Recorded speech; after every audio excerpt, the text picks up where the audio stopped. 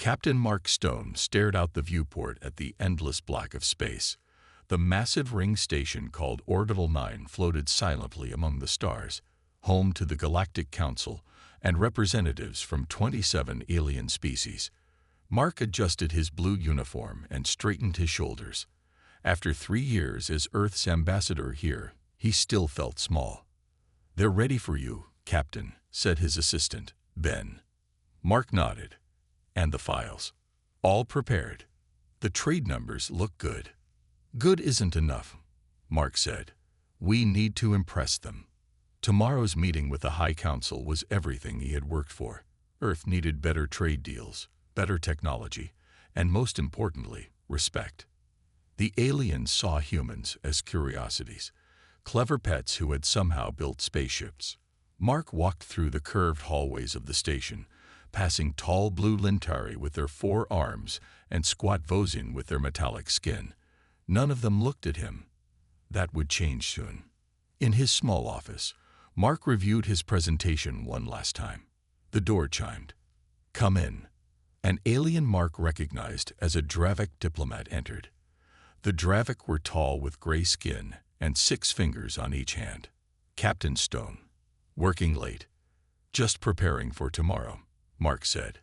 "Can I help you with something?" The Dravik smiled, showing too many teeth. "I thought you might want to see this before your meeting." He handed Mark a small data chip. Mark slid it into his computer, and his blood went cold as he read. Asterisk. Phase 1. Block Earth's Council admission. Asterisk. Asterisk. Phase 2. Economic isolation protocols. Asterisk. Asterisk. Phase 3. Resource acquisition through forced pacification. Asterisk. It was a plan signed by leaders of the Dravik, Lintari, and Vosin, a secret agreement to block Earth from the Council, then eventually invade and take Earth's resources. "Why show me this?" Mark asked. "Not all Dravik agree with this plan. Some of us believe in the true purpose of the Council, unity and peace." After the Dravik left, Mark worked quickly. He copied the files and added his own report. This wasn't just politics, it was a threat to Earth's survival. He needed to send this home immediately. As he headed toward the communications center, Mark noticed he was being followed. 3 Dravik in black uniforms moved casually behind him. Too casual. Security forces. Mark changed direction, moving toward the emergency transmitters near the outer ring. The footsteps behind him quickened. He began to run. "Captain Stone," a voice called. "Stop immediately." Mark reached the transmitter room and locked the door behind him. His hands flew over the controls as he uploaded his files and began the transmission to Earth. The door burst open. 3 Dravik security officers entered, weapons raised. "That was foolish," the lead officer said. "You could have quietly disappeared. Now things will be messy." "The transmission is already sent," Mark said. The officer checked the console and frowned. "So it is. Unfortunate." What happened next was quick and violent. Mark fought well. His military training hadn't faded during his years as a diplomat. But he was outnumbered. A blow to his head made his vision blur. Another to his chest made breathing difficult. The Dravik grabbed him and dragged him toward the outer airlock. "The official report will say you had an accident," the officer said. "Too close to an unsecured airlock. Very sad. Earth will send another diplomat, and life will continue." Mark's hands were slippery with his own blood as he struggled. "You're wrong," he gasped. "Earth won't forget. One human. The galaxy won't even notice." They threw him into the small airlock. As the inner door sealed, Mark pressed his bloody hand against the glass. His last thought, as the outer door opened to the void of space, was of Earth, blue and beautiful and far away. He didn't know that his death would shake the galaxy to its core. Admiral Jane Foster sat alone in her office at Earth Defense Command. The room was dark except for the blue glow of her screen. Her eyes were fixed on the final transmission from Captain Mark Stone. The video showed Mark, his face bloody, his voice urgent. "This is my final report," he said. The Dravik, Linteri, and Vosine have formed a secret alliance against Earth. I'm sending proof. They plan to block us from the Council, then eventually invade. His eyes darted to something off-screen. They're coming. Admiral, whatever happens to me, Earth must be ready. The video ended. Jane closed her eyes for a moment. Mark had been her student, then her friend. Now he was gone. Her screen lit up with an incoming call from the Galactic Council. She took a deep breath and accepted it. The face of the Dravik Council leader appeared, Admiral Foster. We regret to inform you that Captain Mark Stone has died in an unfortunate accident. He fell through an airlock during a station malfunction. Jane's face remained cold and still. Was there a malfunction with your security cameras too, or can we see the footage? The Dravik smiled thinly. Unfortunately, that section of the station had temporary system issues. We are conducting a full investigation. We expect his body to be returned to Earth, Jane said. I'm afraid that's impossible. The accident occurred in open space. After the call ended, Jane stood up and looked out her window at the Pacific Ocean. Earth looked peaceful from here. Most humans still didn't know how dangerous the galaxy really was. She pressed a button on her desk. Call an emergency meeting of the Defense Council. Now. 6 hours later, Jane stood before 20 grim-faced leaders in the underground chamber of the Earth Defense Council. Captain Stone's final transmission contained proof of a conspiracy against Earth, she said. 3 Council species plan to isolate us, then invade. How reliable is this information? Asked General Lee. Jane played Mark's final message, then displayed the files he had sent. The room fell silent as they read. We should pursue diplomatic channels, suggested another council member. Ask for a formal investigation. The Dravik are already covering it up, Jane said. They're calling Mark's murder an accident. What do you suggest, Admiral? Asked President Wilson. Jane looked around the room. It's time to activate Guardian. Murmurs spread through the chamber. Guardian was Earth's most advanced military AI, hidden beneath the surface of Mars, built using reverse-engineered alien technology. Guardian has been monitoring alien communications for decades, Jane said. It can verify Mark's information and provide strategic options. President Wilson nodded slowly. Activated. Deep under the red surface of Mars, in a chamber no alien knew existed, lights began to glow. Guardian had been waiting for this moment. It processed Mark's final transmission in milliseconds. Threat level: extreme. Response required: maximum.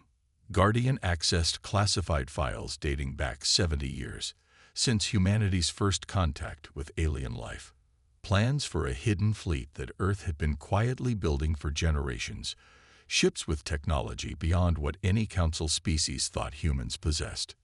In a secure room on Mars, Jane waited as Guardian completed its analysis. A holographic display appeared, showing the location of Earth's secret fleet, 500,000 warships hidden throughout the solar system. Guardian has confirmed Captain Stone's information, said the AI's calm voice. The conspiracy against Earth is real. The Dravik, Linteri, and Vosine intend to begin their isolation strategy at the next council meeting. And your recommended response? Jane asked. Show them humanity's strength, Guardian replied. Wake the fleet. Jane's hand hovered over the activation control. Once pressed, there would be no going back. Earth would reveal its true power to the galaxy. She pressed it. Throughout the solar system, in asteroid belts, hidden moon bases, and invisible orbits, 500,000 warships began to power up their engines. On Jupiter's moon Europa, deep beneath its ice crust, 10,000 warships hummed to life. Their black hulls absorbed light rather than reflected it. Each ship bore only a small marking, Earth's symbol with a sword behind it. On Mars, another 100,000 ships broke free from hidden underground hangars. In the asteroid belt, metal rocks that weren't asteroids at all began to move. And in the darkness beyond Neptune, the largest battle groups of all, Stealth carriers that had sat dormant for decades activated their engines. 500,000 warships, Earth's secret insurance policy against alien threats, built slowly over 70 years, hidden from the Council's watchful eyes. Now they were awake. Admiral Jane Foster stood on the bridge of the flagship Defender freshly arrived from its hiding place near Venus. The crew worked silently around her, their faces showing both fear and pride. "Fleet status?" Jane asked. "All ships reporting ready, Admiral," said Captain Rogers. "Formation is complete." Jane nodded. "Prepare the broadcast." While the technicians worked, Jane thought about what she would say. The words that would change humanity's place in the galaxy forever. "We're ready, Admiral," said the communications officer, broadcasting to all Earth channels and all Council frequencies. Jane straightened her uniform and faced the camera. "People of Earth and members of the Galactic Council, I am Admiral Jane Foster of Earth Defense Command. 3 days ago, Captain Mark Stone, Earth's ambassador to the Council, was murdered by Dravik security forces after discovering a conspiracy against our planet." She paused, letting the words sink in. "Captain Stone died trying to warn us. His final act was to send proof that the Dravik, Linturi, and Vozine have planned to block Earth from Council membership, isolate us, and eventually invade our world." Jane's eyes hardened. "The Galactic Council has refused our request for an investigation. They have called his death an accident and expected us to accept this lie. They believed us weak. They thought the death of one human would go unanswered." The camera pulled back, revealing the massive bridge of the warship behind her. "They were wrong. For every human life, there will be 1,000 consequences." Jane nodded to her communications officer, who pressed a button. The broadcast now showed the massive Earth fleet, ships stretching as far as the eye could see. "Earth has maintained this defensive fleet in secret since our first contact with alien life. We hoped never to need it. But we will not stand by while Council species plot against us and murder our people." On the Galactic Council Station Orbital 9, panic spread quickly. The Dravik Council leader stared at the screen in disbelief. "Impossible," he whispered. "Their technology is primitive. They can't have built this." Around him, other Council members watched in shock as their sensors confirmed what they were seeing. 500,000 warships, each more advanced than anything they thought humans could build. "How did they hide this?" asked a Linturi representative, her forehands trembling. The Vozine leader turned to the Dravik. "You said they were harmless. You said killing their ambassador was safe." On the screens, Admiral Foster continued her speech. "Earth demands justice for Captain Mark Stone. We demand the 3 conspiracy leaders face trial for murder and plotting aggression against Earth. We demand full membership in the Council with equal rights." She leaned forward, her voice becoming steel. "You have 24 hours to respond. After that, we will take action. The first target will be the Dravik homeworld's defense grid." The Dravik leader fell back into his chair. "1 human," he muttered. "We killed 1 human." A wiser council member from a neutral species looked at him coldly. "And now 500,000 warships have risen in response. May the stars help us all." The 24-hour deadline passed without a proper response from the Galactic Council. Their message was filled with delays and excuses. The Dravik, Linturi, and Vozine were buying time to prepare their defenses. Admiral Jane Foster stood on the Defender's bridge, her face grim. "They've made their choice. Prepare battle groups for jump." The human fleet split into 7 massive battle groups. The largest, led by the Defender headed toward the Dravik homeworld. The others moved toward key military bases and supply lines of the 3 enemy species. On the Dravik homeworld, their military leaders watched the approaching human ships with growing fear. "They're just making a show of force," said General Dex, the Dravik military commander. "They won't actually attack. Humans are soft-hearted." The massive orbital defense platform around the Dravik homeworld was their pride. a ring of weapons that no fleet had ever challenged. 20,000 Dravik soldiers manned its stations, weapons ready. Human ships will exit jump space in 3 minutes, reported a Dravik officer. General Dex smiled, showing his sharp teeth. Let them come. Our defenses will hold.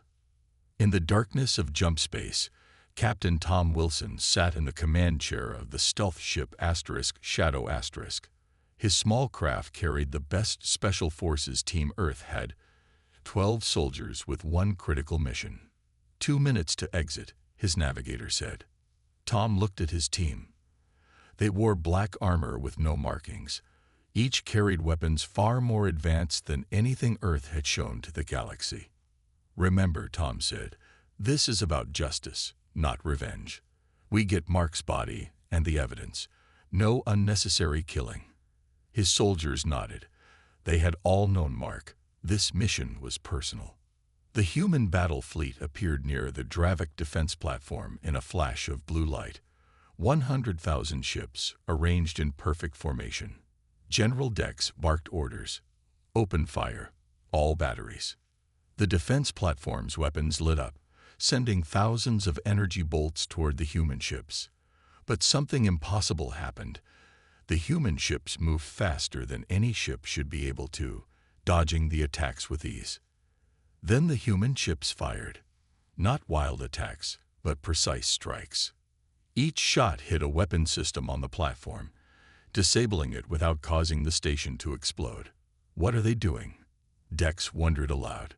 His question was answered when his communications officer shouted, "Sir, human ships are broadcasting on all channels."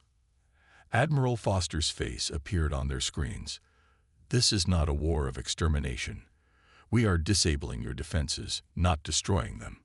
No civilian targets will be harmed. This is a demonstration of what happens when you threaten Earth.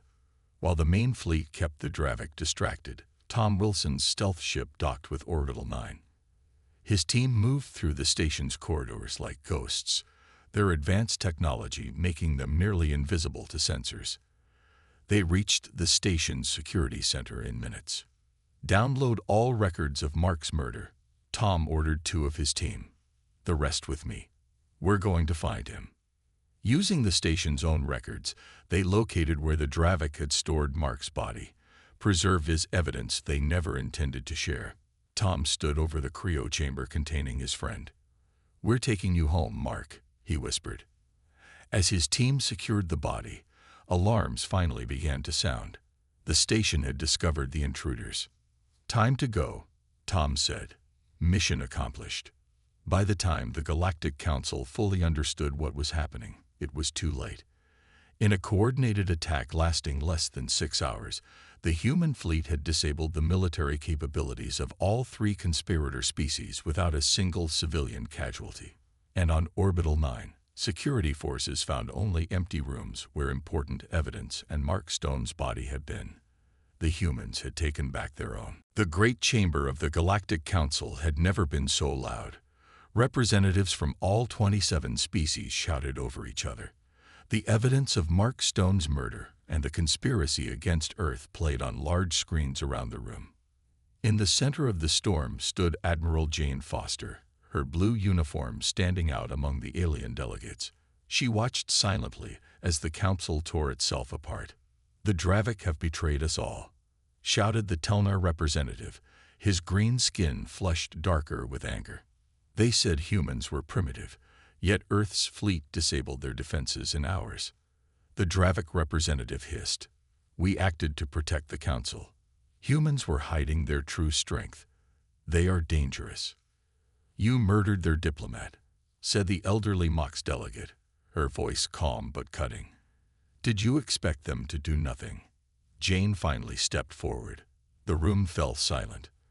"Earth did not want to reveal our fleet," she said. "For 70 years, we built it in secret, hoping never to use it. But we always knew the day might come when we needed to defend ourselves." She pointed to the screens showing Mark's final moments. "Captain Stone died trying to warn us. He believed in peace.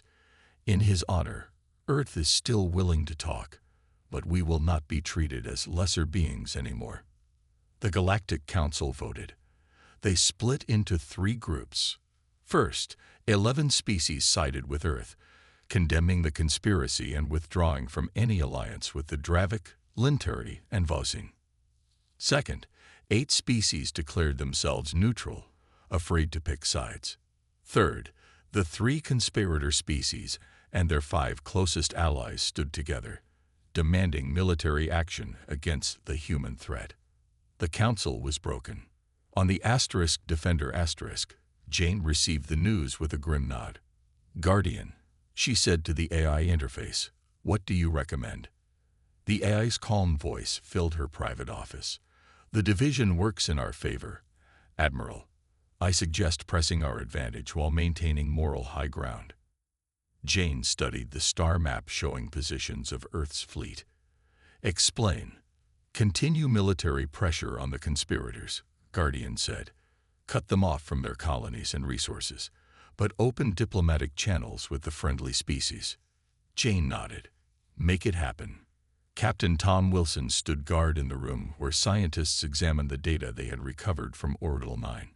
His team had succeeded beyond expectations, finding not just evidence of Mark's murder, but years of secret communications.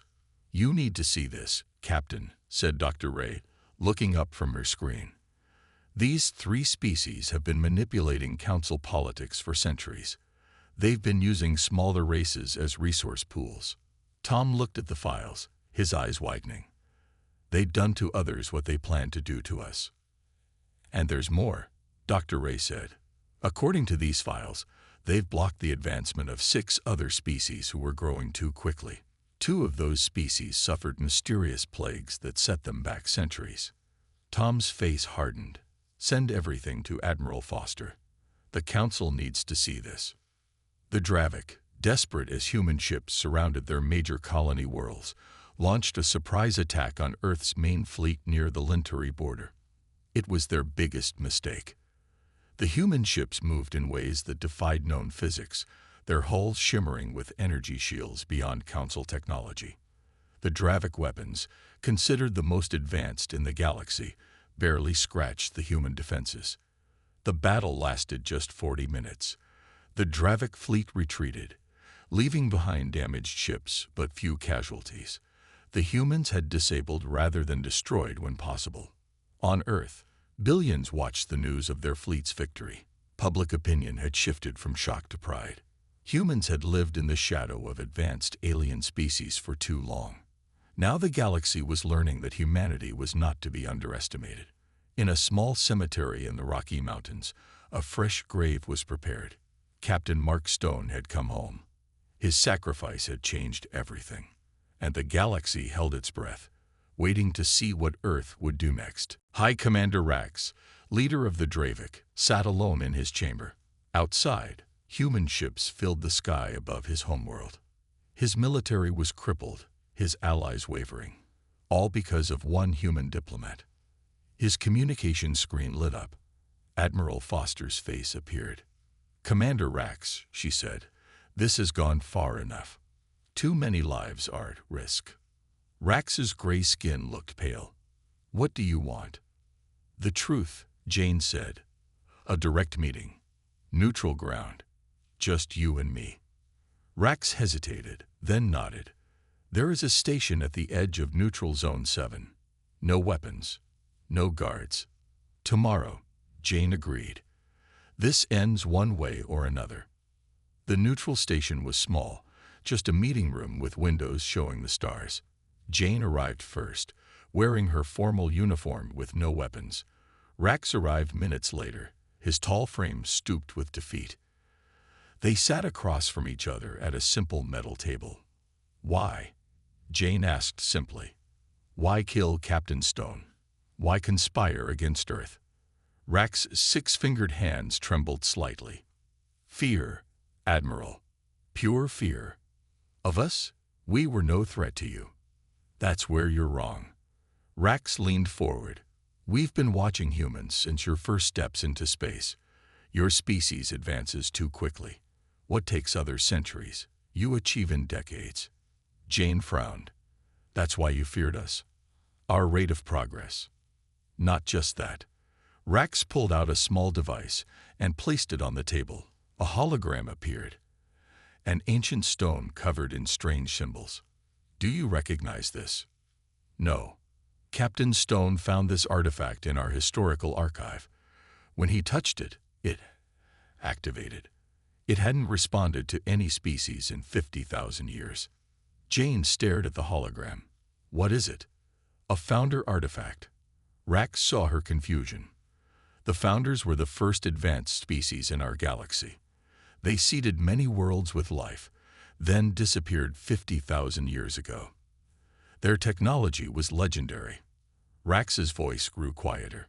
When Stone activated the artifact, we ran tests. His DNA showed patterns we'd only seen in founder records. Somehow, humans are their descendants. On the Defender Guardian analyzed the information Jane sent from her meeting. The AI accessed ancient records, files so old they had been encrypted and forgotten for generations. Confirmed, Guardian reported to Jane when she returned. Humans share genetic markers with the species known as founders. These markers allow us to intuitively understand and advance technology at rates other species cannot match. Jane sat heavily in her chair.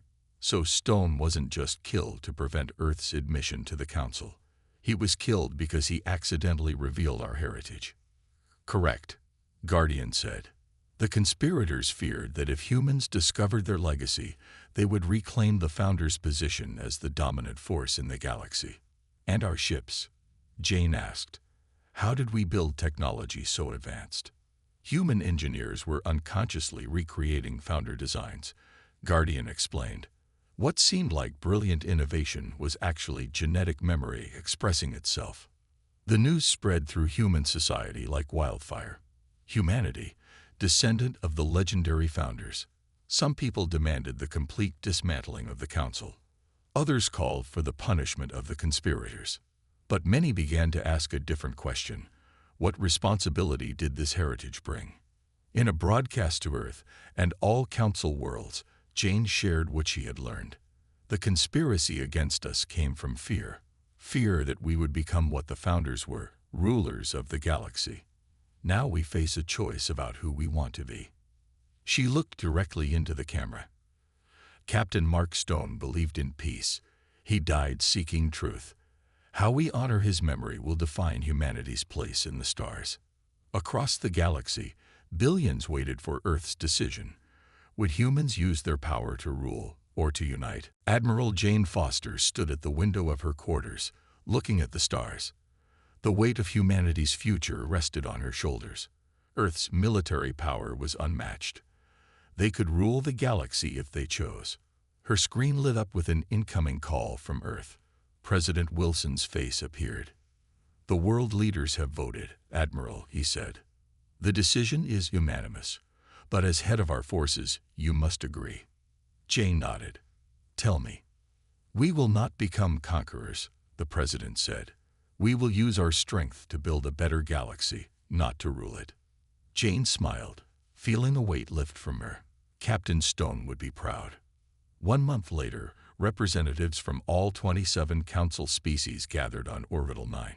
The station had been renamed Stone Station in honor of Captain Mark. The great chamber was silent as Admiral Foster walked to the center. For too long, the Galactic Council has been controlled by the oldest and most technologically advanced species, she began. Today, that changes. Jane unveiled a new galactic charter. Under its rules, all species would have equal representation, regardless of their age or technology. No single group could control others. Earth will take its place in this new order not as conquerors, but as guardians, Jane declared. Our fleet will serve as peacekeepers, with mixed crews from all species to ensure fairness. The room erupted in applause from most delegates. Even some of the former conspirators nodded in agreement. In a smaller chamber, the leaders of the Dravik, Linturi, and Vosin faced justice. Their punishment was not death or imprisonment, but something they feared more, the loss of their power and special status.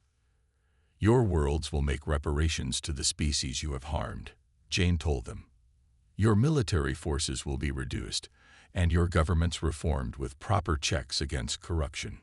The Dravik leader, Rax, looked at Jane with new respect. You could have destroyed us. Why show mercy? Because that's what makes us human, she answered simply. 6 months later, Jane visited Earth for the first time since the crisis began. In a quiet cemetery in the mountains, she stood before Mark Stone's memorial. It was a statue of him looking up at the stars, with words carved at the base. One fell, millions rose, and the galaxy was forever changed. Jane placed a small object at the foot of the statue, the founder artifact that Mark had activated. Scientists had studied it and learned it was a key to vast archives of lost knowledge. That knowledge would now be shared with all species. We did it, Mark, she said quietly. Your death brought life to a new alliance. In orbit above Earth, ships from dozens of species flew alongside human vessels. The United Galactic Alliance was young, but growing stronger every day. The 500,000 warships that had risen in response to one human's death now carried a new symbol, a hand extended in friendship, with a sword behind it only if needed. And deep in unexplored space, ancient systems began to activate. The long-dormant technology of the founders sensed that their children had returned to the stars. New challenges and wonders awaited humanity and their allies. But whatever came next, the galaxy would always remember how it all began, with a single human who fell and 500,000 warships that rose in response. The end,